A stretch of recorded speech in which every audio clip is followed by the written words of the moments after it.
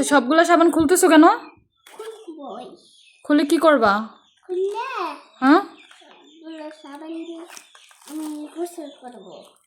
সবগুলা সাবান দিয়ে তুমি গোসল করবা?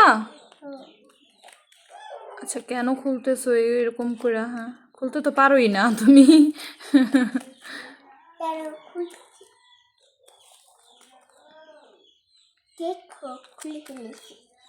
খুলে ফেলেছো?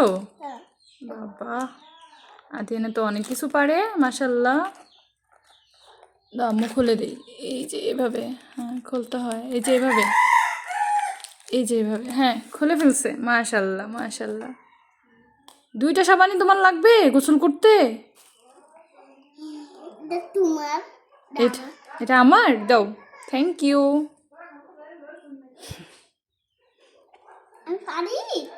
এটা এটা দিয়ে কি করে আব্বু? চা খায়? এটা দিয়ে কি করে? হুম, দাঁত ব্রাশ করে। এটা দিয়ে কি করে? তুমি এটাও খুলছো? এটার মধ্যে আবার ইয়ার কণা নাই তো? প্লাস্টিক কণা? এখন তো টুথপেস্টের মধ্যে প্লাস্টিক কণা আছে।